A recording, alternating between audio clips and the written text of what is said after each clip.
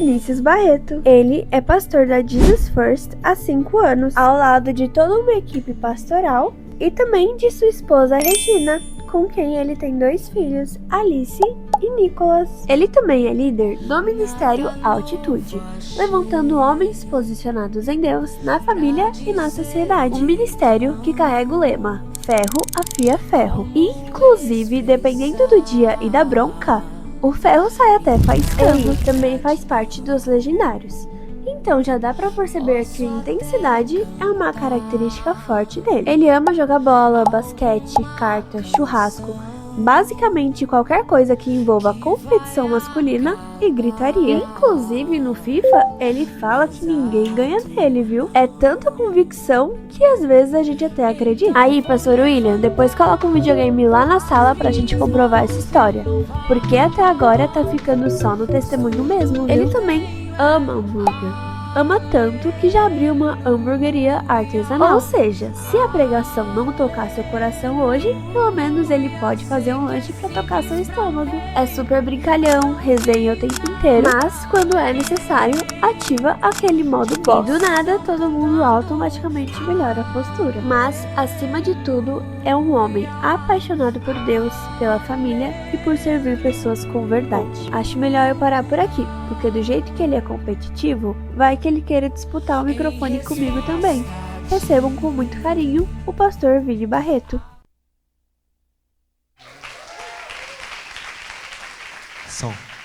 Glória a Deus. Vou só colocar a Bíblia no lugar. Eu ia até me apresentar, mas eu não vou nem me apresentar mais. Embora essa versão seja uma versão adulterada da minha biografia. Glória a Deus. Eu queria agradecer a vida do pastor Celso, a vida do pastor William e também as esposas. Deixa eu colocar isso aqui, que a Bíblia fica aberta. Queria agradecer a vida dos pastores dessa igreja por ter confiado esse tempo, esse momento, para que eu pudesse hoje ser um canal de Deus na vida de vocês. Eu quero pedir para os irmãos, para que os irmãos tenham misericórdia da minha vida, porque não é fácil estar na frente desses 2 homens aqui e poder estar ministrando. Então eu quero pedir para vocês, para que vocês possam ter misericórdia, não só do nervosismo, mas também de se alguma palavra sair mascada aqui, é porque quando a gente tem pessoas que são e que se tornam referência para nós, a gente começa a gaguejar quando fica ao lado deles, né? E é o meu caso aqui. Pastor William é esse pastor amigo, querido, que ainda que nos conheçamos talvez há 1 ano e meio, 2 anos, parece que nós nos conhecemos já há muito tempo. Então eu agradeço a Deus e louvo a Deus pela sua vida, meu amigo. Muito obrigado por esse convite. Queridos, antes de falarmos um pouco mais daquilo que o Senhor colocou no meu coração, eu queria ler um texto com vocês. Pode ser? Amém? Amém? Eu achei que eu estivesse num culto de jovens aqui, mas parece que eu estou num culto fúnebre, certo?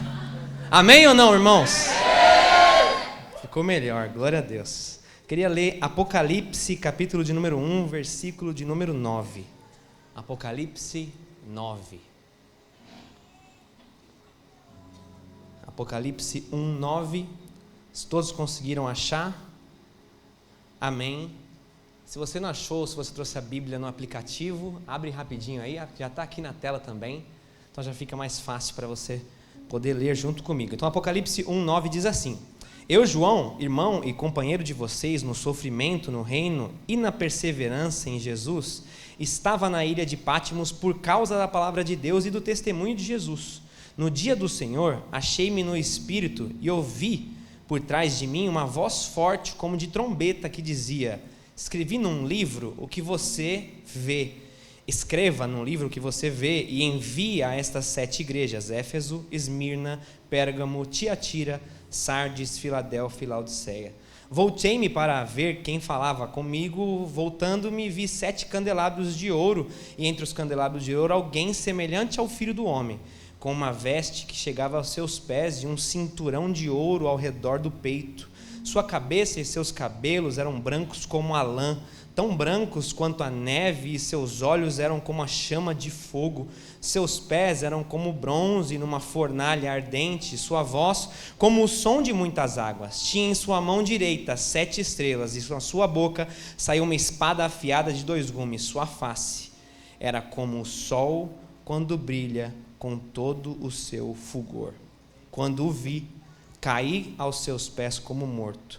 E então ele colocou sua mão direita sobre mim e disse: não tenha medo, eu sou o primeiro e o último, sou aquele que vive. Estive morto, mas agora estou vivo para todo sempre, e tenho as chaves da morte e do Hades.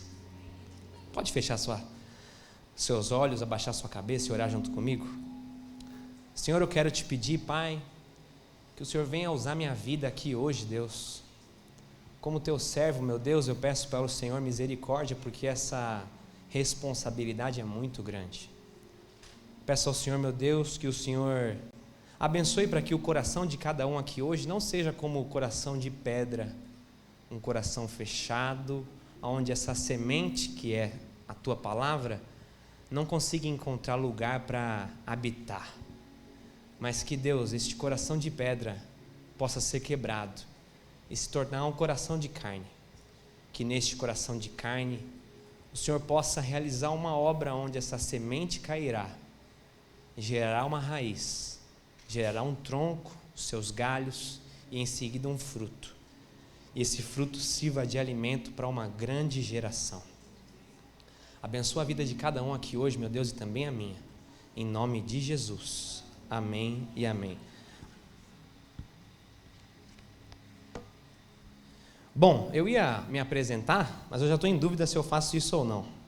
Mas como já estava no meu cronograma, obrigado, pastora. Como já estava no meu cronograma, então eu quero eu até pedi para colocar a foto da minha família aqui, se puder colocar de novo, tá aí. Esse telão é tão grande que eu fico até na frente dele, né?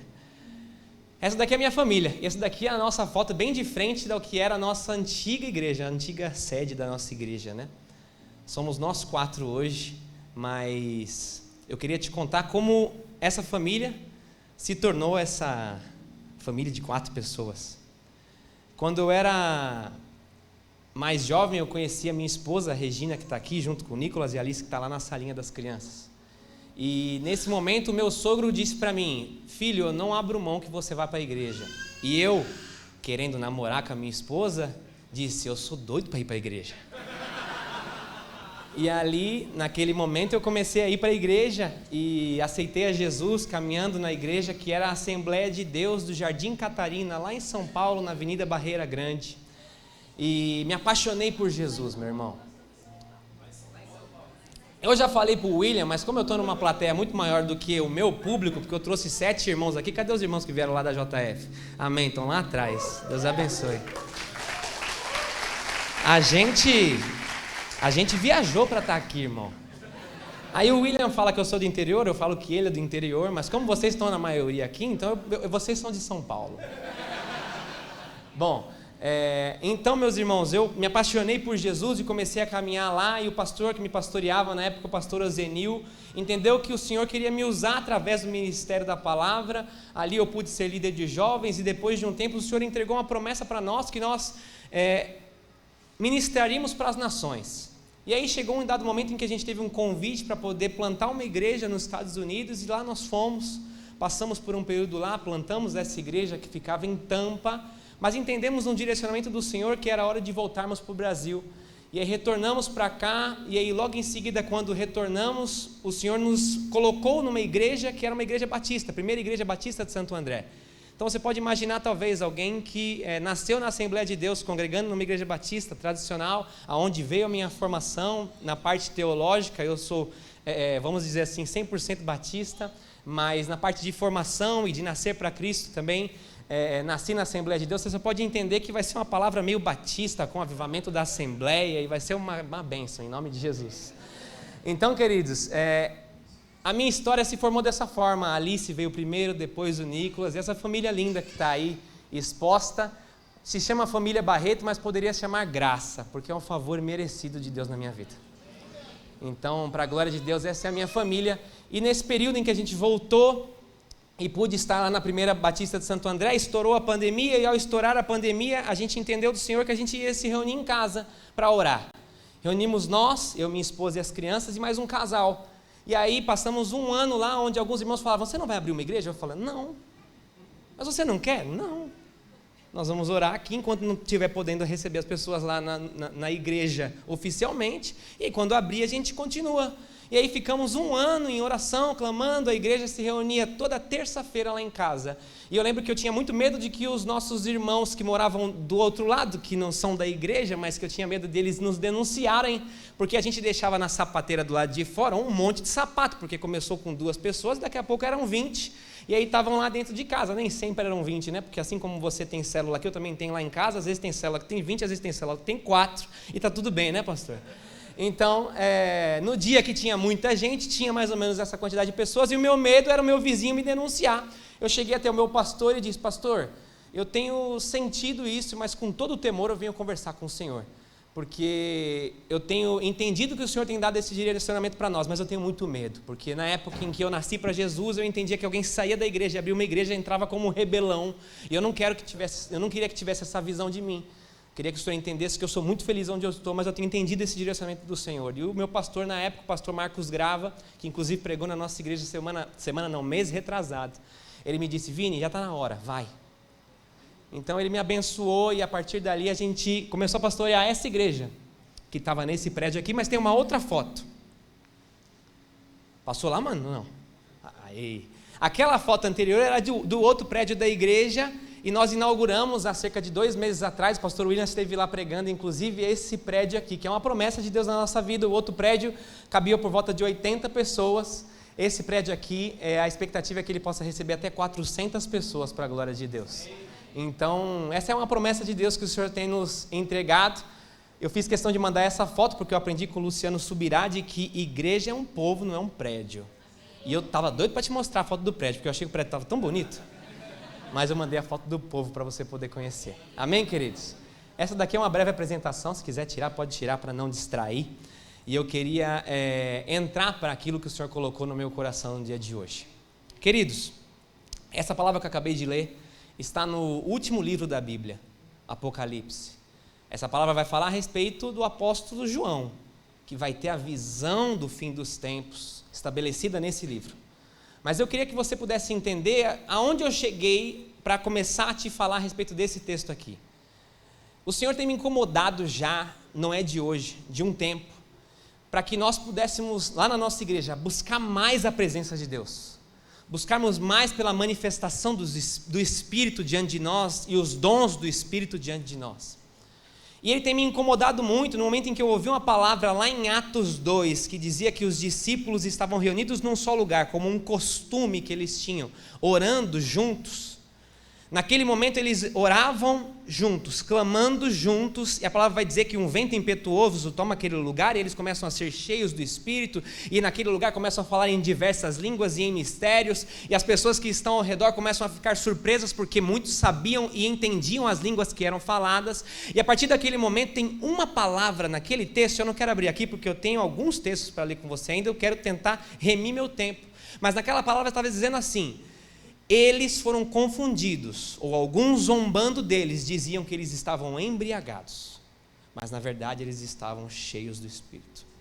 Lendo aquela palavra, o Senhor tocou no meu coração dizendo: faz quanto tempo que você não parece um embriagado na minha presença? E o Senhor sabe que, como pastor jovem de uma igreja, eu estava lá na salinha conversando com os irmãos, e aí eu conhecia o Lucas de vê-lo ministrar, mas ele mesmo não me conhecia. Ele me perguntou: você é pastor de jovens lá da igreja? Eu falei: também, mas eu sou pastor sênior lá da igreja. Ele falou: é mesmo? E a gente começou o nosso papo.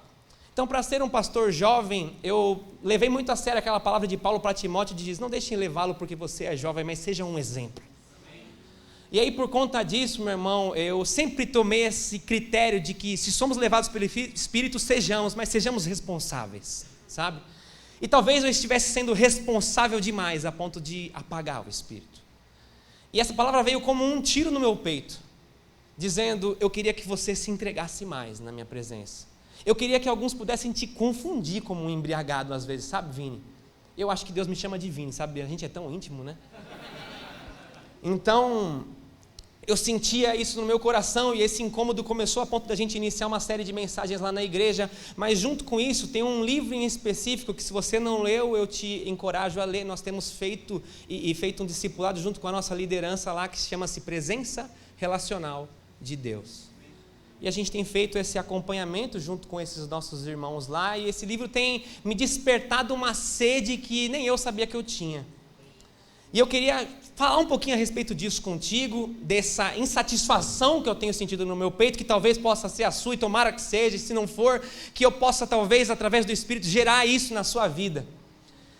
A palavra do Senhor vai dizer que no livro de Gênesis, o Senhor nos criou à sua imagem e semelhança. E esse é um grande problema. É uma coisa boa e uma coisa ruim. Você vai entender onde eu estou querendo chegar. O Senhor nos cria a sua imagem e semelhança para que nós sejamos referência, a ponto das pessoas que olharem para nós possam nos enxergar como se fôssemos uma imagem, uma estátua, que você vê aquela pessoa que está lá, não sabe nem quem é. Você vê a estátua de Napoleão, está escrito estátua de Napoleão Bonaparte. Você olha e fala, olha, Napoleão.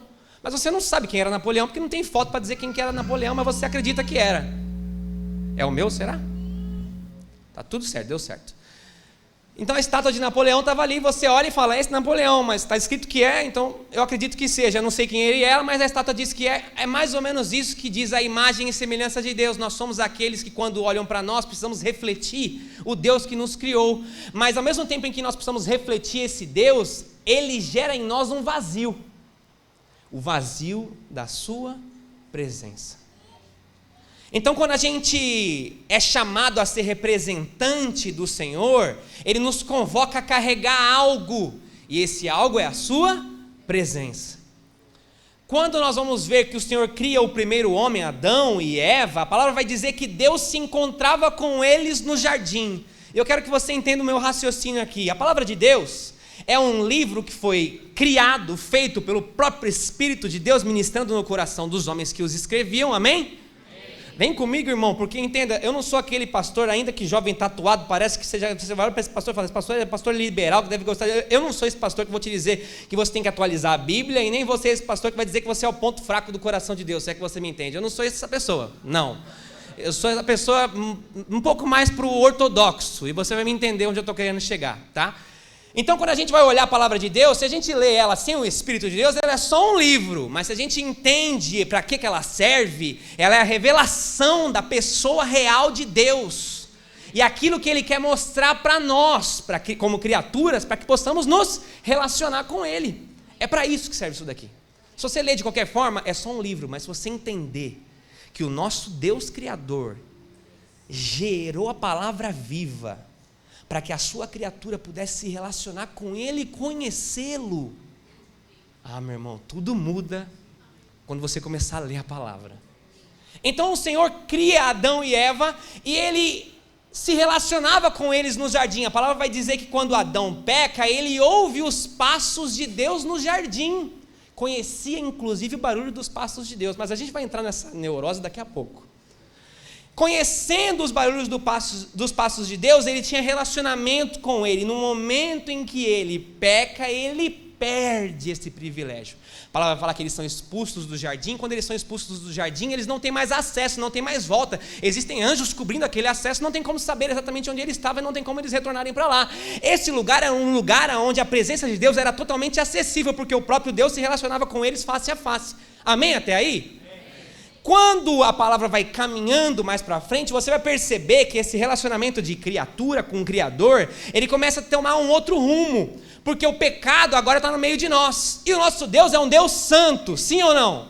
E se Ele é santo, não quer dizer que Ele não pode ser menos santo para se relacionar com a gente. Ele precisa manter aquilo que Ele é, porque a palavra diz que Ele é imutável, e mantendo aquilo que Ele é, Ele precisa fazer com que nós nos tornemos mais santos, para que possamos nos parecer mais com Ele e nos relacionarmos com Ele. Eu não sei se você já teve essa alusão ou se alguém já te explicou isso, mas se não te explicou, eu vou te explicar. Se já te explicaram, eu vou te explicar pela segunda vez. A santidade de Deus se assemelha com o sol, poderoso e impetuoso. Tudo aquilo que não se parece exatamente com a mesma característica do sol, uma vez que se aproxima dele a maior do que a proximidade aceitável, é totalmente consumido pelo calor e pela impetuosidade do sol. Certo ou não? Se o Sol se aproximasse mais da Terra, nós seríamos totalmente queimados. Se a Terra não fizesse um movimento de rotação nela mesma, uma parte da Terra seria queimada e outra parte congelada. Tamanho o poder desse Sol. Mas a gente precisa se ater ao fato de que, se uma partícula que é exatamente igual ao Sol se aproxima dele, sabe o que acontece, meu irmão? Nada. Porque ela é exatamente igual ao Sol. Só que o nosso Deus é tão amoroso, tão bondoso, tão misericordioso, que Ele é tão santo, que faz com que Ele se aproxime de nós quando estamos limpos, mas Ele precisa se afastar de nós quando estamos impuros. Sabe por quê, meu irmão? Porque Ele não quer te matar. Entende isso? É por isso que Ele se afasta, porque Ele te ama. Entende onde eu estou querendo chegar? Ok. Sabendo disso, o Senhor vai ter agora um caminho para fazer com que esse povo ruim, porque é a gente, comece agora a se purificar para se aproximar dele, porque se aproximar de qualquer jeito não dá, e a gente tem inúmeros exemplos na Bíblia mostrando isso. Eu não vou gastar meu tempo com isso. A gente precisa entender o seguinte: o Senhor vai despertar um homem, Abraão, e vai dizer: olha, eu tenho uma geração para gerar através de você. E esse homem não tinha nem quantidade ou possibilidade de gerar filhos, mas a palavra vai dizer que ele gera filhos, ele gera o seu filho de forma milagrosa, e através disso gera outros filhos e filhas. E eu não quero me ater a isso. Ele está começando a criar um povo. Para quê? Para que esse povo possa se relacionar com a sua presença, porque ele perdeu isso no jardim. Entenda, eu sei que todo mundo nessa sala deseja isso, tá? Mas eu quero que você entenda onde eu estou querendo chegar. O povo deseja se relacionar com Deus, com a sua presença? Não. Deus deseja se relacionar com a sua criatura. O povo não. O povo quer viver a sua vida. O Lucas não pregou agora que as pessoas estão vivendo como nos tempos de Noé? Dando-se e casando-se, fazendo as coisas desapercebidos do que acontece. Esse é o ser humano natural. Ele perdeu o sentido daquilo que ele é, imagem e semelhança, porque ele não entende mais isso, se distanciou demais. Mas a palavra, desde Gênesis até esse texto de Apocalipse, está recriando esse desejo no meio de nós. Então o que ele quer fazer agora? Ele quer que a gente volte a se relacionar com Ele. A gente precisa querer se relacionar com Ele. Guarda isso. A gente precisa querer. Ok, porque o nosso Deus já quer. Deixa eu tirar esse celular aqui pronto, já está no avião. Então, aonde eu quero chegar aqui? O Senhor começa a gerar um povo, para que esse povo seja um povo sacerdotal, representantes dele, para que eles possam mostrar para o mundo esse Deus, o único Deus vivo, verdadeiro, onipotente, onisciente, onipresente. Então, sabendo disso, ele gera um homem. A palavra vai mostrar de que todos os seus descendentes, os descendentes de Abraão, começam a caminhar, e aí chega-se até José. José começa a servir diante do povo, um povo que é estranho seu, e aí esse povo, o povo do Egito, começa a ser o seu povo também de alguma forma, e a palavra vai mostrar que até aí o povo fica cativo, porque se esquecem da história de José, e a partir daquele momento nós vamos ver que Deus levanta um homem chamado Moisés. Esse homem é chamado para poder libertar o povo de Deus que estava cativo no Egito. E quando esse homem é chamado por Deus, acontecem alguns eventos. O primeiro evento mais transformador da vida de Moisés é o momento em que ele vê a sarça. A sarça ardente é algo interessante, porque Moisés já deve ter visto árvore pegar fogo muitas vezes na vida dele, não é verdade? Porque você já viu isso? Imagina Moisés, que vivia num ambiente que era árido. Ele já deve ter visto muita árvore pegar fogo, mas aquela sarça chamou a atenção de Moisés de uma forma diferente, porque aquela sarça queimava, mas não se consumia. E aí, quando ela queimava e não se consumia, a palavra vai dizer que o próprio Deus estava na sarça. E entende onde eu estou querendo chegar? Nessa palavra, a palavra vai dizer de que o Senhor estava representado ali? Não. A palavra vai dizer que o Senhor estava enviando alguém para estar ali? Não. A palavra vai dizer que o fogo estava na árvore, então aquilo representava Deus? Não. A palavra vai dizer que o próprio Deus estava ali. Ele estava ali. Então, por ele estar ali, Moisés chama a sua atenção e percebe: a árvore pega fogo, a sarça pega fogo, mas não se consome. Eu vou até ali. Naquele momento em que ele faz, sai uma voz diante daquela sarça. E quando a voz sai diante da sarça, ele conversa com Moisés, chama Moisés, equipa Moisés e transforma ele naquele que seria o maior libertador do povo.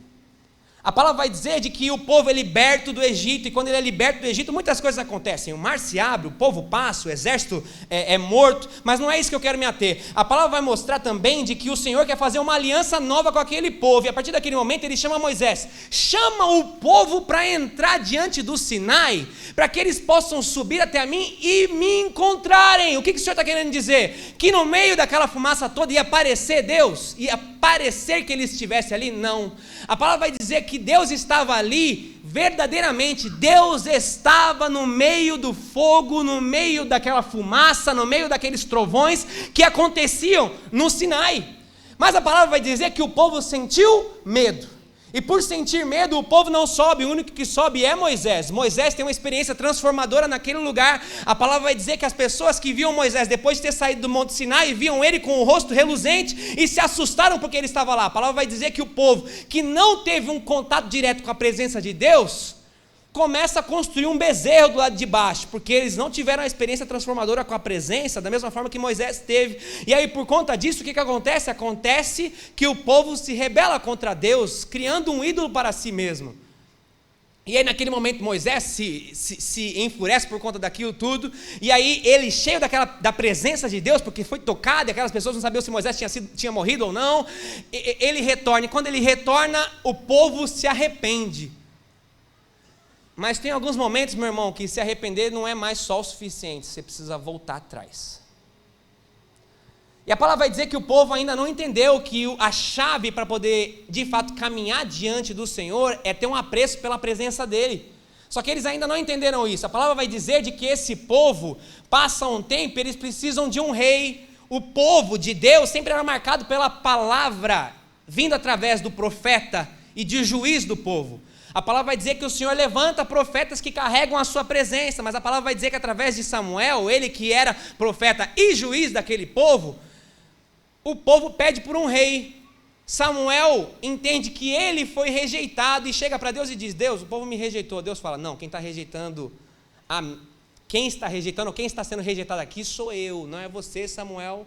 Não é a terra, não é o nome, mas sou eu. Eles estão me rejeitando pessoalmente, porque eles sabem que ao invés de você ser o governador desse povo, sou eu o governador desse povo. E eles não entendem isso e pedem por um rei. Deus levanta um rei, Saul. Saul começa com todo o Espírito de Deus, cheio do Espírito de Deus, cheio de vontade de poder governar aquele povo, mas começa a se corromper. E quando ele começa a se corromper, Deus levanta um novo homem, Davi. E quando levanta Davi, Davi é um homem segundo o coração de Deus, que caminha diante do povo, e caminhando diante do povo, ele é aquele que valoriza a presença de Deus demasiadamente. Mas era um homem de guerra. Eu não vou falar aqui do pecado de Davi, não é onde eu vou me atentar aqui, você vai entender onde eu quero chegar. Ele é um homem de guerra, não pôde construir o templo do Senhor. E aí, por não poder construir o templo, seu filho Salomão é aquele que constrói o templo. A palavra lá em 2 Crônicas 7,14 vai dizer que Salomão está consagrando o templo. Para quê, meu irmão? Para que a presença de Deus, que habitava antes no jardim, que habitava na sarça, que habitava no Sinai, que habitava no tabernáculo, poderia habitar agora diretamente o próprio Deus habitando no templo. Então, por conta disso, Salomão sacrifica, até que Deus se levanta e diz: se o meu povo, que se chama pelo meu nome, se humilhar e orar, eu vou estar aqui para poder ouvi-los, perdoar os seus pecados e sarar a sua terra. Ele está dizendo: eu vou estar aqui, mas Deus dá um recado, ele fala: se você se desviar, ou se o povo se desviar, eu não volto mais. É isso que ele diz. A presença de Deus, entenda, todo o texto tem uma palavra específica, que chama-se Lipne Yavé. Lipne Yavé. Então, em toda a tradução que você perceber que tem essa palavra, se você for procurar, você vai entender que ali está dizendo que Deus estava ali pessoalmente. É a presença de Deus literal ali. Amém até aí? No templo, a palavra vai dizer Lipne Yavé no templo. Deus estava no templo, fisicamente ali. Ele estava lá. Não necessariamente fisicamente, Deus é espírito, mas amém. Sabendo disso, a palavra vai nos mostrar de que o povo se rebela contra Deus. O povo começa a adorar outros deuses, o povo vai começar a adorar outros ídolos, e vai dizer que existe um movimento de ida e vinda desse povo durante muito tempo. E aí, no meio desse tempo, a palavra vai dizer de que existe um período de 400 anos onde não existe mais o falar de Deus no meio daquele povo. E aí Deus levanta um homem chamado João Batista. Junto desse homem, ele anunciaria a vinda daquele que é o nosso Senhor e Salvador Jesus. João Batista tem uma palavra: arrependam-se. Depois disso vem Jesus, trazendo a presença de Deus diante do povo. A palavra vai dizer que alguns perguntam para ele: por que os discípulos de João jejuam, oram? Por que tem muita gente aí que tem esse costume, mas o povo que caminha com você não faz isso? Ele fala: porque eu estou com eles. Mas vai ter um momento em que eu não estarei mais, e aí naquele momento vai ser hora de jejuar e orar, porque esse momento vai ser a hora que vocês vão sentir saudade de mim. Enquanto Cristo estava no meio deles, não existia saudade, mas no momento em que Cristo se ausentasse, existiria saudade, que só seria resolvida em tempos de devoção. Guarda isso contigo, é muita coisa para a gente falar, misericórdia. Pastor William, até que hora que nós vamos fazer isso aqui? Deixa eu te falar uma coisa, eu já vim para falar isso daqui, mas soltou esse vídeo me atrapalhou inteiro. Então deixa eu te falar uma coisa. Quem tem compromisso aqui depois? Alguém marcou algum compromisso? Não, tem certeza? Senão eu já ia te falar, cancela. Simples assim. Eu lembro uma vez, meu irmão, que a gente tem uma sala de oração lá na nossa igreja, né? E eu lembro que eu pedi para o irmão ir lá ministrar uma vez, e eu falei para ele: vamos lá ministrar na sala de oração, é 1 horinha de sala de oração, terminou a sala de oração, a gente vai comer alguma coisa. E ele me falou um negócio que ficou na minha cabeça até hoje, eu estou falando isso daqui para você agora. Ele me falou: eu não gosto de marcar nada depois da sala de oração. Eu falei: é mesmo? Por quê? Ele falou: porque eu não sei se eu vou sair daqui hoje. Então eu estou te dizendo a mesma coisa, desmarca o compromisso, porque se você tiver que remarcar depois, vai ser bênção, mas se você não tiver que remarcar, quer dizer que você passou a noite aqui na presença de Deus. Amém ou não? Está comigo ou não? Amém. Então, meu irmão, o que eu quero te dizer aqui é que existe um movimento no meio desse livro que nós chamamos da Bíblia, um movimento de um Deus criador que quer fazer com que o seu povo se relacione com Ele de novo. Isso é porque o nosso Deus precisa que nós nos relacionemos com Ele? Não, mas isso é porque Ele sabe que a gente precisa. E aí, por conta disso, Ele está restabelecendo essa comunhão. A palavra vai dizer que aqueles que eram dele não o aceitaram, e aí, por conta disso, Ele foi rejeitado, açoitado e crucificado. Você já sabe a história. E aí, por conta disso, Ele morre. Ao morrer, é sepultado, ao ser sepultado, ressuscita ao terceiro dia, os discípulos estão em caos, as mulheres que acompanhavam em caos da mesma forma, e a palavra vai dizer que no domingo, ao terceiro dia, Ele ressuscita, e quando Ele ressuscita, existe um tempo novo diante deles, existe um homem que estava morto, mas agora anda no meio deles e passa por paredes, e a palavra vai mostrar de que Ele dá a possibilidade dos seus discípulos tocarem nas suas chagas. Era um homem físico, mas também espiritual. E olhando para esse contexto todo, os discípulos têm uma tendência: se apaixonarem por aquele homem, assim como eu e você. Mas a palavra vai dizer de que os discípulos estão diante de Jesus, e no momento em que eles estão diante de Jesus, Ele sobe aos céus, e quando Ele está subindo aos céus, é assunto aos céus, a palavra vai dizer que um anjo fala com os discípulos dizendo: o que vocês estão olhando aí para cima? Esse mesmo Jesus que agora sobe, é o mesmo Jesus que descerá para buscá-los, buscar a sua igreja, buscar a sua noiva. Amém. O que eu acho lindo nisso tudo, meu irmão, é que existe um homem de 33 anos lá no terceiro céu, esperando a hora em que só o Deus Pai sabe para que possa enviar e nos buscar, meu irmão. E eu estou apaixonado por Ele desde então e não vejo a hora que esse dia chegue. Mas o que eu posso te dizer é que, nesse momento, existe um outro problema. Os discípulos ainda não se acostumaram a viver sem Jesus.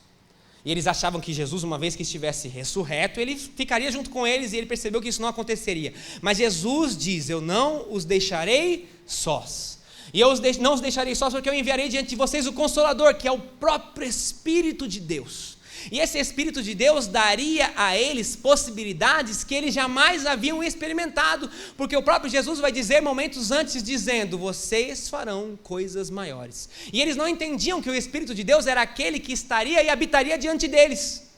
Eles entendiam que seria algo que estaria fora, mas o Senhor permite com que o Espírito de Deus agora habite dentro, sabendo que a presença de Deus, antes que habitava no jardim, que depois habitava na sarça, que depois habitou no Sinai, que depois habitou no tabernáculo e no templo, e depois em Jesus, a presença de Deus agora habita diante de mim.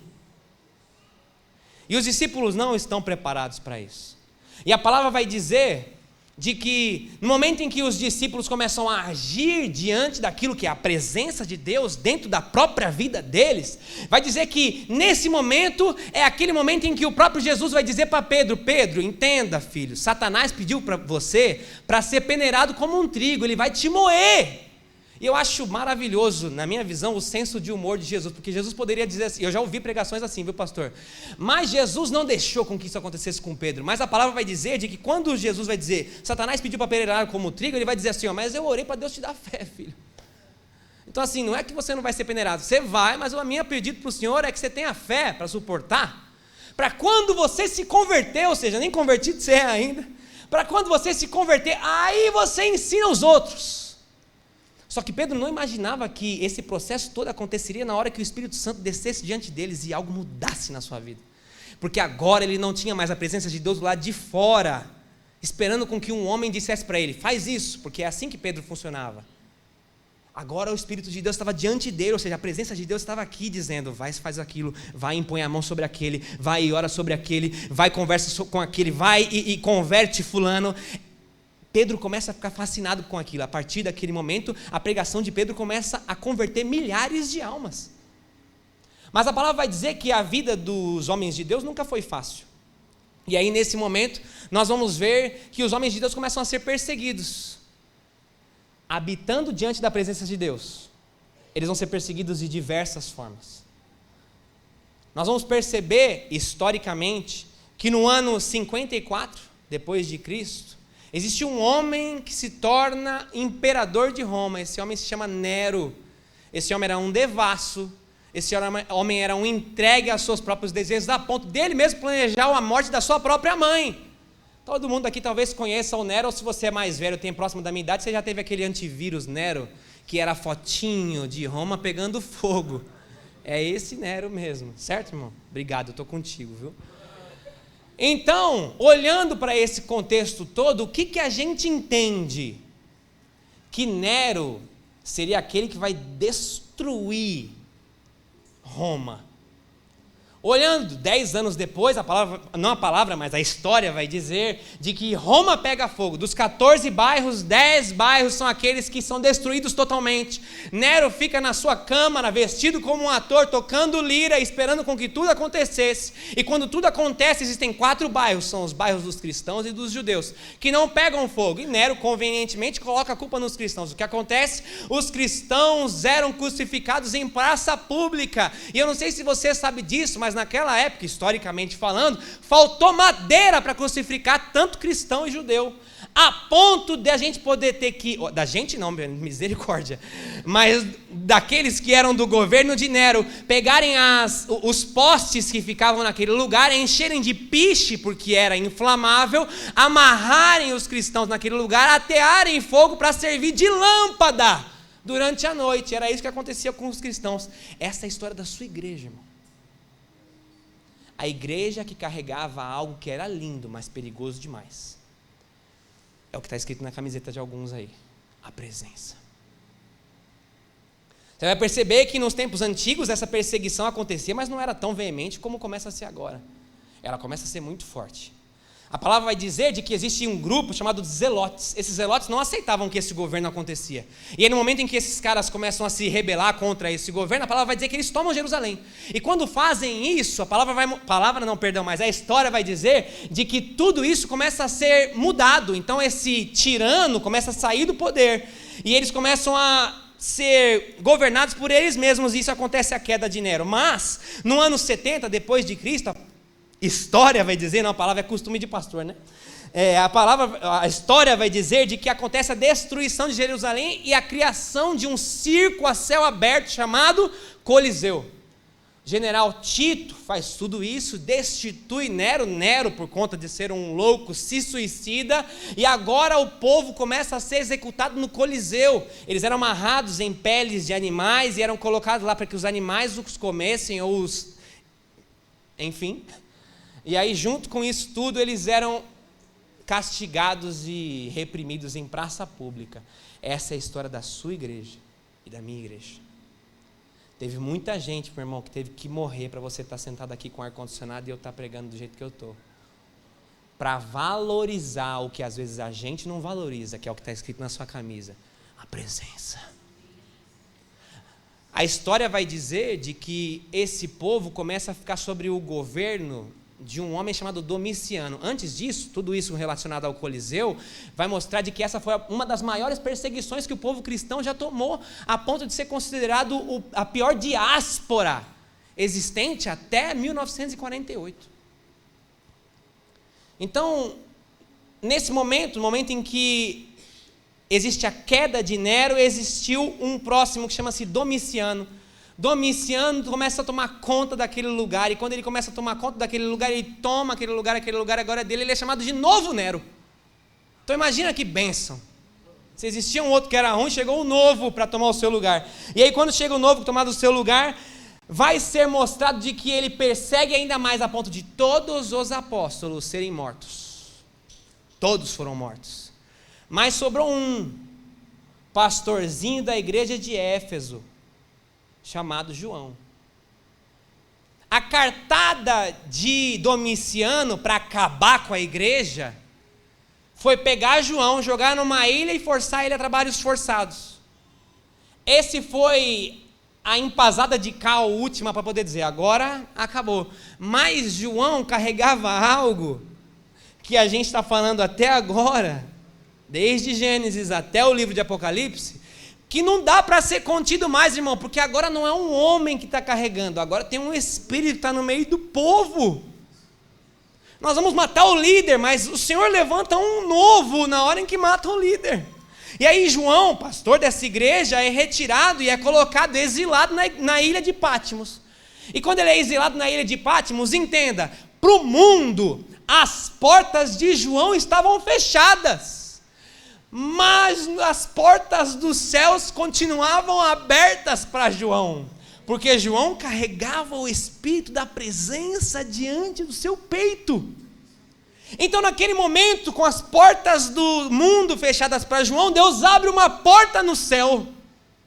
E quando ele abre uma porta no céu, João escreve esse livro que nós acabamos de ler, o livro de Apocalipse.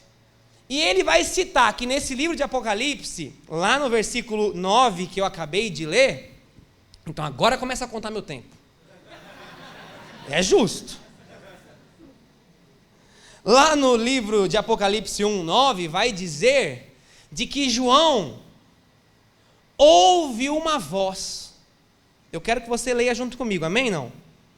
Entenda uma coisa, a minha esposa me falou uma vez assim, ó: a sua pregação fica muito melhor quando você usa muito mais referência bíblica. Meu irmão, você vai ver muita referência bíblica hoje, certo? Então, você vai entender aqui. A palavra vai dizer assim, ó: estava na ilha de Patmos por causa da palavra de Deus e do testemunho de Jesus, versículo 10, capítulo 1, versículo 10. No dia do Senhor, ou seja, domingo, achei-me no Espírito e ouvi por trás de mim uma voz forte como de uma trombeta, que dizia: você vai escrever nesse livro a carta que eu preciso que você entregue para cada igreja. 7 igrejas: Éfeso, Esmirna, Pérgamo, Tiatira, Sardes, Filadélfia e Laodiceia. Amém até aí. A palavra vai dizer que João olha para trás. Quando João olha para trás, ele vai procurar o homem que está falando com ele, mas a palavra vai dizer que ele não encontra o dono da voz que fala com ele. Não de primeira. Mas a primeira coisa que ele vê são 7 candelabros, que representam as 7 igrejas. E no meio dos candelabros, ou dos castiçais, é visto um homem, aquele que parece como um filho do homem. E aí ele não vai ver Jesus como o homem que caminhava pelas ruas de Jerusalém. Ele não vai ver Jesus como o filho do homem que não conseguia repousar sua cabeça. Ele não vai ver Jesus como aquele que foi castigado ou questionado no Sinédrio. Não vai ver Jesus como aquele que foi castigado diante do juízo de Pôncio Pilatos. Ele não vai ver Jesus diante da crucificação, carregando a cruz diante das ruas e tendo que ser ajudado. Ele não vai ver Jesus, aquele que foi crucificado. Não vai ver Jesus, aquele que foi perfurado pelo lado. Não vai ver Jesus, aquele que descansa diante daquele lugar e é colocado no sepulcro. Ele não vai ver Jesus como aquele que simplesmente é ressurreto, é aquele homem. Não, ele vai ver o Filho glorificado de Deus com toda a sua glória, aquele que viu o homem de Deus como uma veste que chegava aos seus pés e o cinturão de ouro ao redor do peito, sua cabeça e seus cabelos eram brancos como a lã, tão brancos quanto a neve, e os seus olhos eram como chama de fogo, seus pés eram como bronze numa fornalha ardente, e a sua voz como o som de muitas águas, e tinham em sua mão direita 7 estrelas, da sua boca saiu uma espada afiada de 2 gumes, e a sua face era como o sol, quando brilha em todo o seu fulgor. Essa é a santidade de Deus. A palavra vai nos mostrar de que naquele momento ele vai se identificar para João. Eu sou o primeiro e o último. Meu irmão, eu imagino João olhando e dizendo, meu Deus, é Jesus. Porque até ali ele está vendo uma imagem de alguma coisa, ele não identifica o que é. Mas na hora em que Jesus abre a boca para ele vai dizer, eu sou o primeiro e o último, eu sou aquele que vive. Estive morto, mas agora estou vivo, e vivo para sempre. Quando João ouve aquilo, eu imagino que ele já pega um pedaço de papel e caneta na mão e fala, agora me fala o que você quiser que eu vou anotar. E aí naquele momento ele dá uma palavra para João. Ele escreve as cartas para as 7 igrejas. A palavra vai dizer que a primeira igreja é a igreja de Éfeso, uma igreja ortodoxa. E glória a Deus por isso, uma igreja que seguia os seus princípios de forma reta. E é assim que tem que ser a nossa igreja, meu irmão. Seguir os princípios que estão tão deturpados no dia de hoje, e a gente se esquece disso, achando que tudo pode, e como meu filho às vezes brinca, mas isso daqui não tem nada a ver, pai. Não é assim que a gente fala? Isso daqui não é tão assim, nem tem tanto a ver assim. A palavra vai dizer que a igreja de Éfeso era uma igreja ortodoxa, mais fria. Eu imagino João lendo essas cartas e dizendo, meu Deus do céu, é para eu dar esse recado? Um recado de bronca? Eu achei que fosse uma revelação profunda. Você vai entender onde Deus está querendo chegar aqui através dessas cartas. A palavra vai falar da carta de Esmina, que vai mostrar que uma igreja que era pobre, mas o Senhor vai dizer, eu os vejo extremamente ricos espiritualmente. A igreja de Esmirna era pobre financeiramente, mas rica espiritualmente. A igreja de Pérgamo era essa igreja que era considerada fiel, mas o Senhor vai citar que ela tinha um trono de Satanás no meio dela. Porque naquela igreja de Pérgamo era uma igreja que também era próxima da igreja de Éfeso, e naquele momento ali era dito de que eles tinham 2 templos importantes de 2 deuses. Um desses deuses era esse Deus que agora me fugiu o nome, mas era aquela cobra que é simbolizada até hoje nos consultórios de medicina, que se enrola no meio daquele bastão. Era essa cobra, ela surgiu lá de Pérgamo, a cobra que é usada até hoje. E ele vai dizer, vocês são tolerantes, porque vocês conhecem a verdade, são fiéis, mas são tolerantes. A palavra vai citar todos os recados para essas cartas, mas tem uma carta em específico de que o Senhor não vai dar nenhum ponto positivo para a igreja. É a carta para Laodiceia. Você pode ler junto comigo, então? A minha esposa gosta de referência bíblica, irmão. Apocalipse 3, 14 ao 22. Apocalipse 3, 14 ao 22.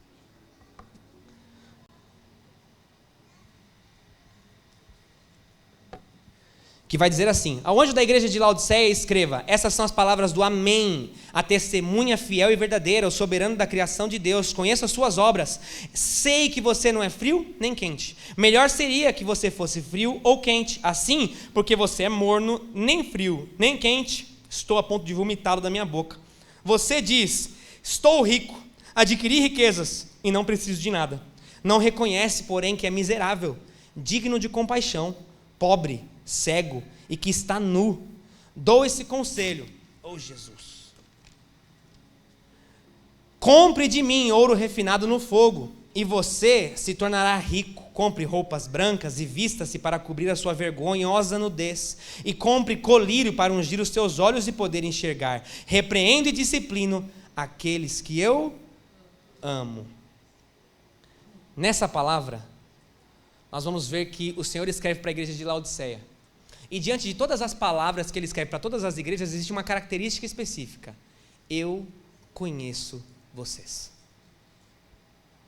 Jesus conhece as igrejas que ele está no meio. A palavra vai dizer que João olha para os candelabros e vê Jesus, um homem no meio deles. Sabe o que isso significa, irmão? Escatologicamente. Isso significa de que só é possível ver Cristo quando você olhar para a igreja. O Senhor Jesus escolheu a igreja para ser a representante dele no meio da terra. Então, no momento em que ele olha, ele não vê a voz de quem ele fala, ele vê as igrejas. E é por isso que ele vai dizer: eu repreendo vocês porque eu amo vocês, vocês são meus representantes, tem que melhorar. E a palavra vai dizer em Laodiceia, de que ele vai dizer assim, ó: eu repreendo vocês porque vocês não são nem frios e nem quentes. Eu estou a ponto de vomitar vocês da minha boca. E eu não sei você, mas se tem uma coisa que é ruim é você sentir náusea. É pior do que sentir dor física. Dor física dá e passa. Agora náusea, você levanta, tá ruim, você senta, tá pior, você vira de lado, fica pior ainda. É horrível. É isso que Jesus está dizendo que ele sente deles. Jesus conhece tanto o contexto daquela igreja, que ele vai dizer que aquela igreja é morna porque é uma característica das águas daquele lugar. Laodiceia não tinha como característica fontes termais, ou melhor, fontes de água naquele lugar, mas tinham duas cidades que viviam ao lado dela, e que essas cidades possuíam águas. Uma cidade, que era a cidade de Hierápolis, tinha águas quentes, terapêuticas. E a cidade de Colossos tinha águas frias, também terapêuticas. As águas se juntavam, e quando se juntavam no meio de Laodiceia, o povo que bebia aquela água sentia náusea, porque a água era impura para consumo. E aí o Senhor está dizendo: eu sinto a mesma coisa que vocês sentem quando você bebe a água que vocês têm. Eu sinto náusea de vocês. E é engraçado porque o Senhor Jesus vai dizer assim, ó: o diagnóstico que vocês têm a respeito de vocês mesmas é que vocês são ricos, mas na verdade vocês são pobres. É que vocês são bem vestidos, mas na verdade vocês são nus. Ele vai falar: compra de mim a riqueza que vocês têm. Compra de mim as roupas para cobrir a sua nudez. E compra de mim para que os seus olhos sejam abertos dessa cegueira que você tem. Entenda onde Deus está querendo chegar. Aquele povo era um povo extremamente rico. Um povo rico que dizia: somos extremamente ricos, como ele está dizendo. Era uma cidade de banqueiros, a ponto daquela cidade ter passado por um terremoto e o governo local não precisar nem ter feito nada para poder cobrir o custo da reforma da cidade. Todas as pessoas da cidade eram tão abastadas financeiramente que eles mesmos reconstruíram a cidade em dado momento. Mas o Senhor vai dizer: vocês são pobres. O Senhor vai falar a respeito de uma igreja que era pobre, mas ele considera rica. E sabe que lição que eu tenho através disso daqui? Que me choca? É que vale mais aquilo que Deus pensa de nós, pastor Celso, do que aquilo que a gente pensa da gente mesmo. Porque para uma igreja, ele vai dizer, a igreja vai falar: eu sou vivo. Ele vai dizer: vocês estão mortos. Uma igreja vai dizer: nós somos ricos. Ele vai dizer: vocês são pobres. Uma outra igreja vai dizer: nós somos pobres. Ele vai dizer: vocês são ricos. O diagnóstico de Jesus é melhor do que o nosso. Na igreja de Laodiceia, ele também vai mostrar de que aquela cidade era uma cidade conhecida por ter uma lã negra, referência para a criação de tecidos. Então era uma cidade, um polo têxtil, como é usado em alguns locais aqui. E ele vai dizer: vocês se consideram ricos e bons, mas na verdade vocês estão nus com as roupas que vocês usam. É lógico que Jesus está falando a respeito disso de uma forma figurativa, falando espiritualmente daquela cidade. E aí em seguida ele vai dizer: vocês são considerados um centro oftalmológico. Porque eles tinham, eu até anotei o nome, meus irmãos, porque eu não ia me lembrar, um pó chamado pó frígio. Esse pó era um pó característico daquela região, e esse pó era quase que milagroso, uma vez que pingasse nos olhos, os olhos eram curados da sua doença. E ele vai dizer: vocês são considerados referência nessa parte, mas na verdade é que vocês estão cegos. O que Deus e Jesus está falando para João na igreja de Laodiceia? Note que a manifestação de João, ou melhor, perdão, de Jesus para a igreja, não é doutrinariamente vocês estão errados. Ele não vai questionar, assim como ele questiona as outras igrejas, da doutrina de Balaão, de falsos profetas que estão lá. Ele não fala isso de Laodiceia. Ele não vai dizer, assim como ele fala em outras cartas, que eles estão tolerando a doutrina de Jezabel no meio deles. Ele não vai dizer isso para Laodiceia. Laodiceia era uma igreja biblicamente correta, irmão. Laodiceia era uma igreja ortodoxa, real, verdadeira. Não tinha pecado no seu meio, não tinha escândalo no seu meio, não tinha erros no seu meio, não. A igreja de Laodiceia era uma igreja que se orgulhava porque eles eram teologicamente puros, mas eles não tinham mais a presença no meio deles. Então entenda, o diagnóstico de Jesus não está sendo, vocês são muito bons teologicamente. Não, ele está dizendo, cadê vocês? Na hora em que eu experimento o que vocês oferecem, eu tenho náusea, porque vocês agora são homens e mulheres orgulhosos do que vocês fazem, mas vocês não têm nada de mim para entregar. E isso me choca, irmão, porque entenda, nós estamos falando do Apocalipse, nós estamos falando do fim, nós estamos falando da obra completa de Deus, nós estamos falando de Gênesis que o homem pecou, nós estamos falando do final. Essas igrejas tinham que ser referência. E ele está tendo que puxar a orelha de novo de igrejas que se esqueceram de quem é o seu dono. Então eu queria que você entendesse junto comigo esse puxão de orelha de Jesus, a ponto de não colocar um ponto positivo da igreja, é porque eles se esqueceram daquilo que é mais importante, que é a presença. E eu queria que junto com isso você pudesse entender essa minha dor. Se me permitir, eu queria ler mais uma referência com você. Em Mateus 6, versículos 5 a 8.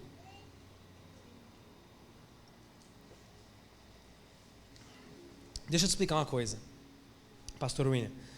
Eu já fui pregar numa igreja, na época da Assembleia de Deus, de que eu estava pregando, entusiasmado, e aí o pastor deixou um recadinho do lado, termina a pregação.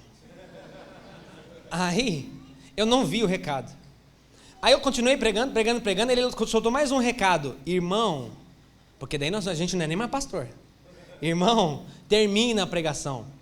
E eu não vi, e aí na terceira vez eu só ouvi, na época o terno puxando. Eu falei, meu Deus, eu não dei o cotovelo em ninguém, eu não dei uma cotovelada em ninguém, quem que é? Ele falando, olha a mesa. E na mesa estava escrito, termina, então, por favor, pode me avisar, tá bom? Em nome de Jesus. A palavra de Deus lá em Mateus 6, 5 vai dizer assim, ó, quando orarem, não sejam como os hipócritas que gostam de orar em pé, nas sinagogas e nos cantos das praças, para serem vistos pelos outros. Em verdade lhes digo que eles já receberam a sua recompensa. Próximo. Mas ao orar, entre no seu quarto e fechada a porta, ore ao seu pai que está em secreto. E o seu, pode parar aí, tá? E seu pai que está em secreto, ou que vê em secreto, lhe dará a recompensa. Lá em Mateus 6,6 tem uma palavra que a gente lida de forma errada na igreja. E eu queria que você pudesse entender isso junto comigo. Essa palavra está dizendo assim, ó, entra no seu quarto, amém, e fecha a porta, amém, porque ele está falando antes do costume dos fariseus, que oravam em praça pública gritando, mas não tinha nada de Deus ali, porque eles queriam mostrar para os outros o que eles estavam fazendo, não tinha nada do íntimo, da presença. Então ele está dizendo, é melhor que ao invés de você orar publicamente, que você gastasse o tempo fechado sem ninguém te ver lá na sua casa, amém até aí? Amém, quantos estão acordados aqui ainda? Amém. E aqui ele vai dizer, e é o que me chamou a atenção, ore ao seu pai, que está em secreto. E aí a palavra vai causar uma estranheza em nós, achando que nós estamos no secreto. Só que isso é um erro teológico gigantesco, porque essa palavra secreto, ora para o seu pai que está em secreto, essa palavra, no grego, é uma palavra escrito kruptos. Essa palavra kruptos tem uma tradução diferente do secreto. Pode ser considerada secreto, mas é uma palavra muito rasa para traduzir a essência do texto. Sabe quando você fala uma palavra, mas você fala assim, nossa, eu precisava falar alguma que detalhe melhor aquilo que eu estou querendo dizer? É isso que eu estou querendo dizer. Não quer dizer que está errado, mas quer dizer que está faltando. Essa parte do secreto, na tradução original, está dizendo, para o seu pai que está escondido. Então, se a gente pudesse dizer assim, ó, ore ao seu pai que está escondido, e o seu pai que vê aquilo que está escondido, vai te dar recompensa. E algumas traduções vai estar dizendo, e reconhecerá publicamente, mas esse não é o foco.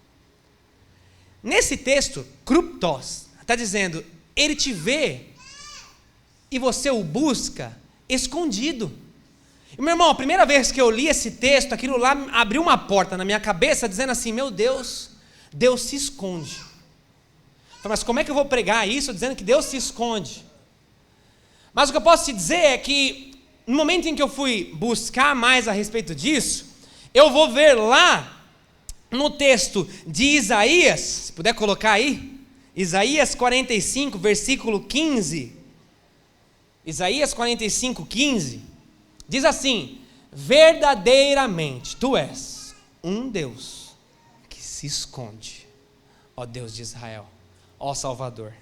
E eu queria, lá para o versículo 19, 45, 19, que diz assim, eu não falei em segredo, nem em algum lugar escuro da terra. Eu não disse à descendência de Jacó, busquem-me em vão. Eu sou o Senhor e falo a verdade e proclamo o que é direito. Então entenda onde eu estou querendo chegar. O nosso Deus é um Deus que se esconde. Eu queria pedir para o pastor William está cuidando da filha, então assim, se quiser peço para outro pastor, eu queria pedir para você subir aqui. Nós vamos fazer uma prática aqui, pastor William, para você ver como é que eu sou. Fica atrás desse teclado aí. Pastor William, no seu 1,90 m de altura, certo, pastor William? Eu quero que você entenda, me perdoa te pedir isso, se esconde atrás desse teclado. Assim. Imagina Deus se escondendo da gente desse jeito aqui, ó. Ele se esconde a ponto de conseguirmos achá-lo. Ele se esconde, pode ficar direito, irmão. Ele se esconde, assim como o pai, é que eu estava na cabeça que aqui tinha cortina, pastor, ia ser perfeito. Porque você ia se esconder debaixo da cortina, seu pé provavelmente ia ficar visível e ia falar, tá vendo? Ele está escondido, mas dá para ver o pé, mas era isso. Pode descer. Obrigado. Então, queridos, entende onde eu estou querendo chegar? Ele é um Deus que se esconde de nós, mas a palavra vai dizer lá em Mateus 6, de que você está buscando um Deus distante, sim ou não? Não! Eu faço isso lá na JF também, tá? Tá tudo bem. Não! Volta lá em Mateus 6, Mateus 6, versículo 5, não, versículo 6. Vai dizer assim, ó, pede para o seu pai. Os discípulos não estão acostumados com esse tipo de verbalização. Eles estão acostumados a chamar ele de Senhor. A ponto de, eu não sei se você sabe, mas os judeus até hoje escrevem o nome de Deus errado em respeito.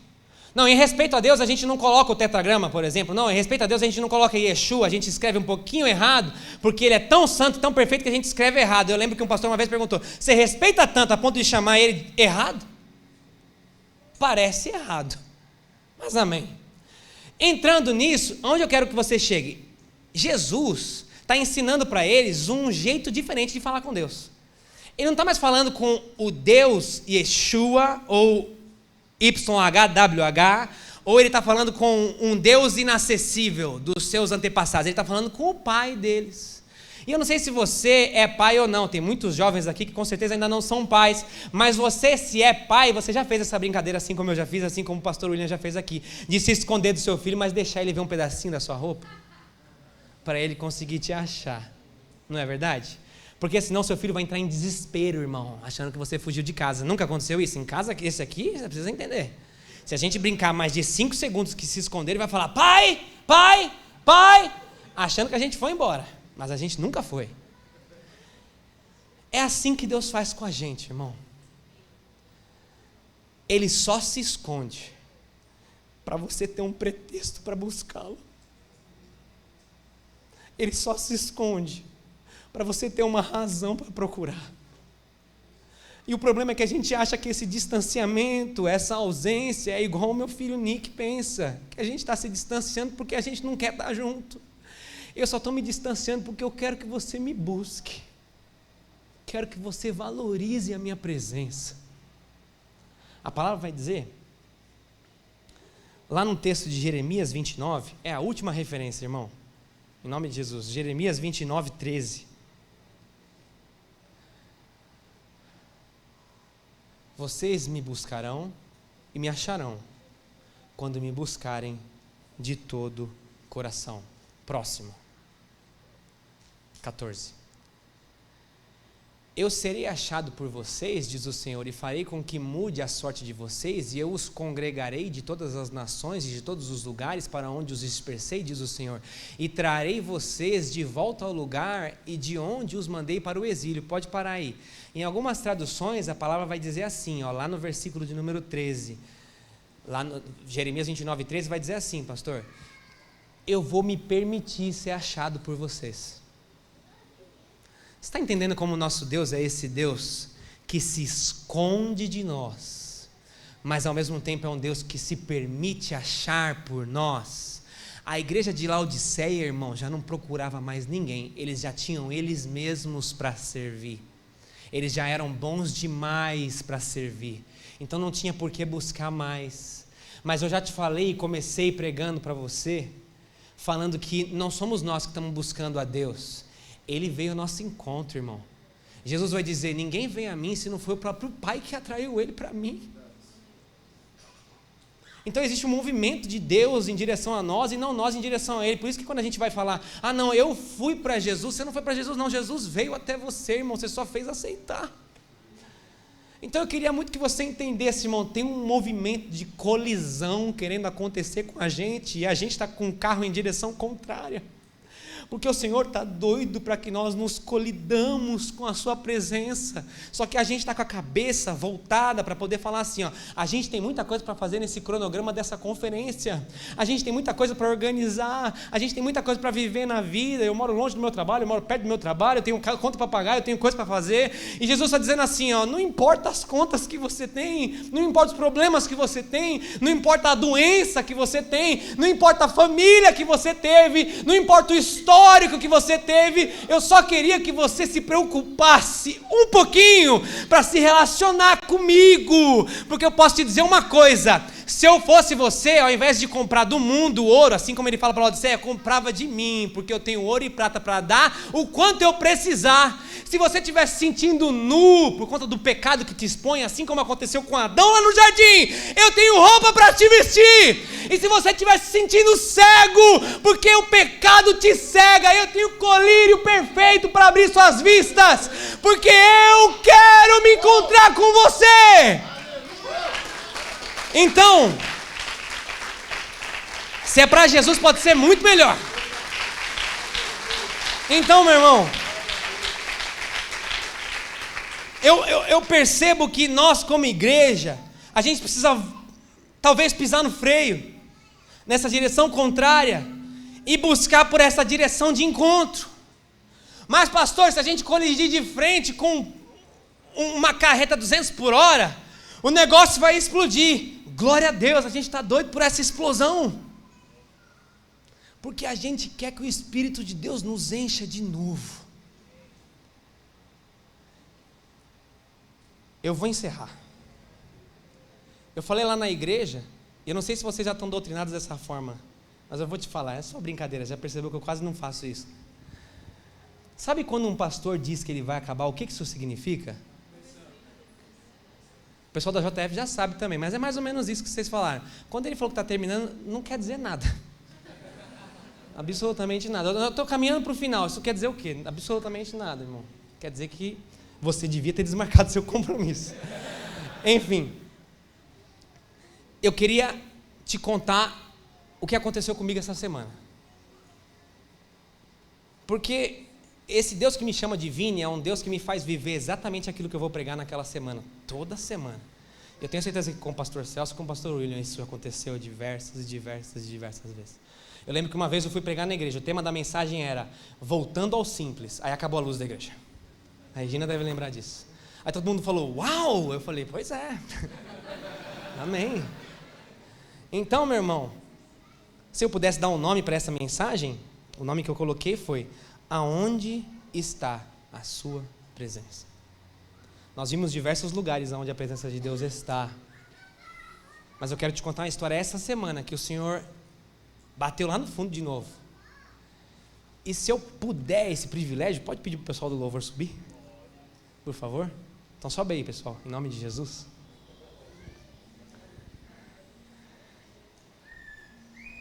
Eu prometo que eu vou encerrar. É mais 45 minutos, a gente... máximo. Então, meu irmão, redobra a sua atenção, que eu acredito que mais 5 minutos eu resolvo aqui.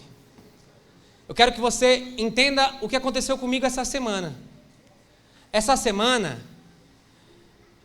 o pastor William ficou sabendo um pouquinho do que me ocorreu, e eu quero contar para você. Essa semana, na verdade algumas semanas atrás, eu recebi um convite da empresa, do qual eu possuo, eu sou empresário, eu tenho uma empresa, eu não sou pastor em tempo integral, e eu tenho essa empresa, a empresa da minha família, do qual eu coordeno hoje. E a empresa que a gente trabalha diretamente com a Epson, impressora, sabe? E o Senhor nos deu a misericórdia da gente ser eleito de novo top 3 do Brasil de representatividade da marca da Epson. E aí a Epson disse assim: eu queria que você fosse para a Califórnia com a gente. Eu falei, eu até quero, mas o meu visto foi negado. Porque eu já morei um tempo lá, e aí os Estados Unidos acham que eu queria fugir lá. Mas eu já tentei explicar diversas vezes, mas eles acham que eu queria fugir para lá. Eu não quero fugir, irmão. Eu quero fugir do diabo. Agora, da presença de Deus e daquilo que Ele quer fazer na minha vida, não, e nem para os Estados Unidos.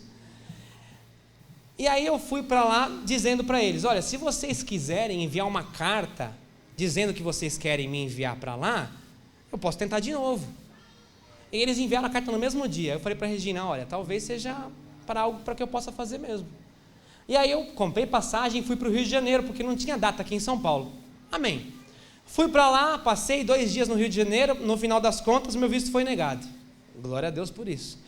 Na hora que eu estava no café do hotel, antes de ir para o consulado americano, eu sentei no café, peguei um pão de queijo, coloquei na boca, o Senhor falou: se eu te der o visto, você se atrapalha. E aí naquele momento, eu me senti conversando com Deus, dizendo: Senhor, mas eu vou me organizar melhor. Eu juro. Diante de Deus, essa foi minha conversa com Deus. Você nunca teve essa conversa com Deus, irmão? Só eu. E aí ele falou: mas se eu te der, você se atrapalha. E é verdade, meu irmão, porque quando eu me foco muito nas coisas da empresa, eu me esqueço das coisas da igreja. E ele me disse: não é tempo de se atrapalhar. Eu não quero isso para você. Meu irmão, eu fiquei tão feliz que aquele visto foi negado. Eu fiquei tão feliz porque o pastor Celso me falou um tempo atrás: Vini, eu queria ver se você conseguia vir para a igreja assim, assim, assado naqueles dias, porque eu queria uma ajuda sua, tal. Eu falei: pastor, eu tenho essa viagem, eu preciso ver se é a vontade de Deus. Não. Aí eu falei para ele: mas pastor, se for nessa data que você está me falando, a gente consegue. O pastor Celso colocou a mão no meu ombro e falou: ora, Vini, depois a gente se fala. E aquilo ficou marcado para mim, pastor. Eu falei: amém, eu vou orar. E aí eu comentei com a Regina, eu falei: a minha oração quando eu saí de casa foi: se aquilo for atrapalhar o compromisso que eu marquei com o pastor, que aquilo não aconteça. O Senhor falou: se você for, você se atrapalha. Voltei, cheguei em casa, era quinta-feira. Na quinta-feira tivemos um dia normal, na sexta-feira eu assisti um filme. Esse filme chama-se Mercy, que na tradução seria Misericórdia, mas é um filme da Prime Video. Esse filme tem um contexto, que eu não quero ficar te dando spoiler, se você quiser depois você assiste. Tem um irmão da igreja que fala: pastor, você fala tanto de filme, a hora que eu vou assistir o filme não tem nada a ver com o que você falou, então assim, só assiste o filme, tá? Porque eu falei para ele: meu irmão, Matrix tem tudo a ver com Jesus. Ele falou assim: eu fui assistir Matrix, eu não entendi nada, não achei que tinha nada a ver. Eu falei: talvez você precisava assistir junto comigo, né? Me chama. Enfim. E aí assisti esse filme, e naquele filme em específico, aquele rapaz está sendo acusado da morte da esposa. E é um tribunal que é uma inteligência artificial. E aí naquele filme,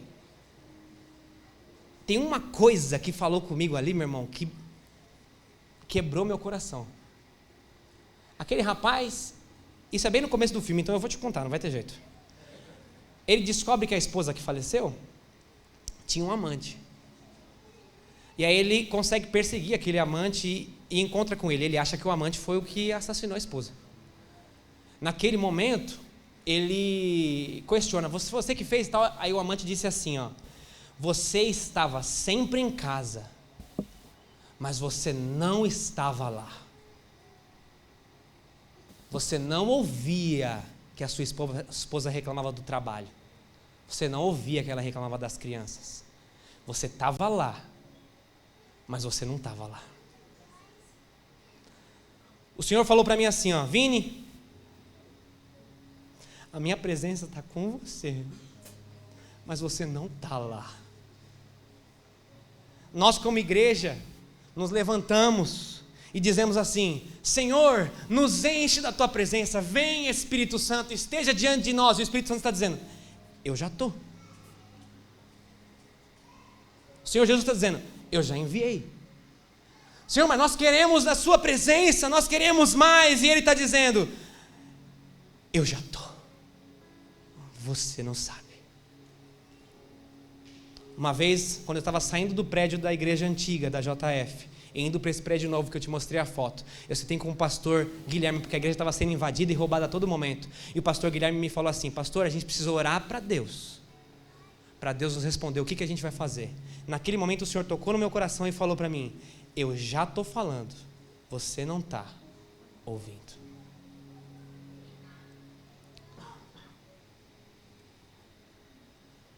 Esse filme me fez perceber, de uma forma muito simples, de que o Senhor está querendo nos encher cada vez mais. Mas essa colisão entre os dois carros não está acontecendo porque a gente não quer. Então eu te falei tudo isso para te dizer uma coisa. Em Apocalipse, a palavra do Senhor vai dizer de que Ele está preparando essa igreja, ainda imperfeita, que é igual hoje, certo? Continuamos imperfeitos, continuamos falhos, continuamos caminhando para isso, mas tem uma coisa que tem que marcar a gente, porque se isso não marcar a gente, o Senhor vai ter náusea da gente, é a busca pela sua presença. Então, no meio disso, o que eu quero te dizer? Lá em Apocalipse, em diversos relatos, você vai ver profetas, inclusive no Antigo Testamento, falando a respeito disso, tendo visões dos céus, e os anjos, e aqueles que estão nos céus, os seres viventes, as criaturas, os anciãos, estão declarando algo diante da presença de Deus. Diante da presença de Deus. Eles estão tendo acesso total à presença de Deus. E eles estão declarando algo na presença de Deus.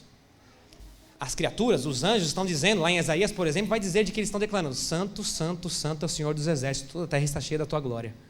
A palavra vai dizer em Apocalipse de que eles estão declarando: Santo, Santo, Santo é o Senhor dos exércitos. A palavra vai dizer que os anciãos estão dizendo: Tu és digno, Tu és digno, Tu és digno. O que está acontecendo lá, irmãos do grupo de louvor? Eles têm acesso à presença de Deus, mas eles aprenderam algo que talvez a gente ainda não aprendeu: valorizar a presença de Deus. A presença de Deus é tão chocante, é tão linda, que esse texto que eu acabei de te ler de João, está dizendo que João vê Jesus e cai como morto, por ter visto Jesus lá.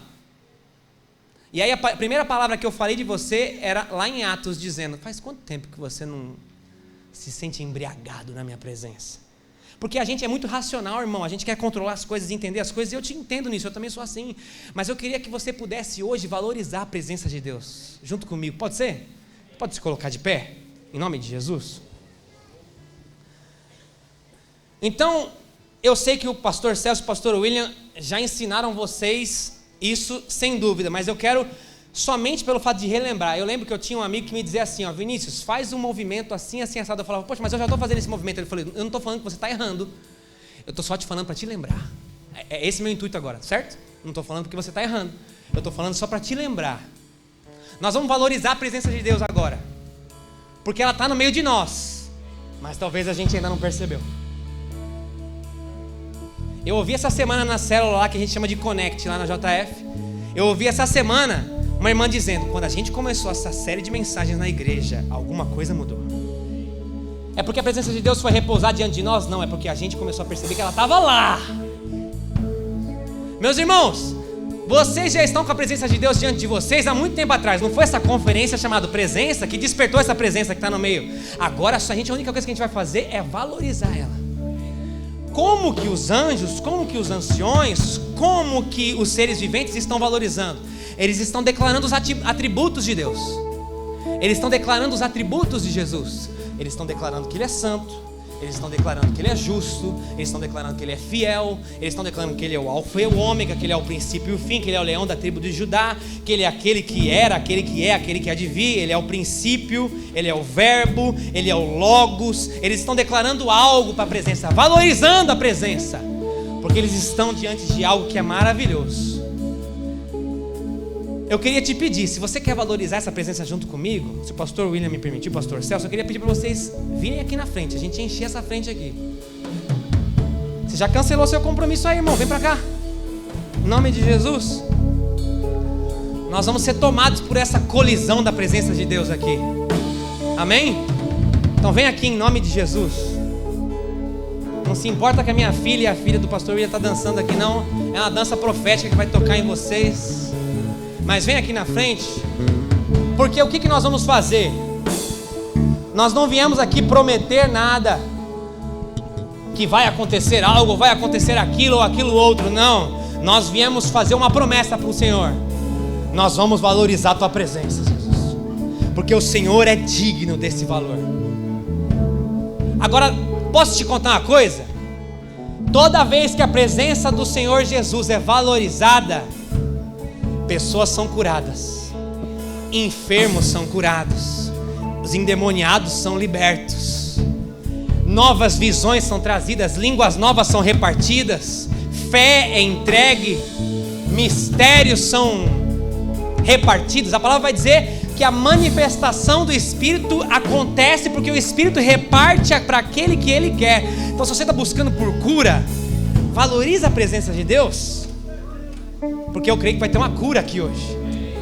Se você está buscando por um novo avivar, por novas línguas, o Senhor está querendo te encher de novo com línguas novas hoje. Se você está buscando hoje por um ministério de discernimento de espíritos, o Senhor vai entregar isso para você hoje, porque a primeira coisa que você vai fazer é valorizar a presença dEle. Então o que eu quero que você faça agora? Aqueles irmãos que oram em línguas, você tem liberdade para poder fazê-lo. Mas aqueles que estão buscando por mais do Senhor, que talvez ainda não foram cheios dessa forma, por esse espírito de fogo que enche você, valoriza Ele, declara que Ele é santo, declara que Ele é justo. O grupo de louvor vai estar ministrando aqui, mas eu quero que você tenha um foco, com os olhos fixos em Jesus. Você ministra ao coração de Cristo hoje. A palavra vai dizer assim, ó: tributai o louvor que é devido ao teu nome. Entrega então agora o louvor que é devido ao nome de Cristo. Amém? Vamos adorar?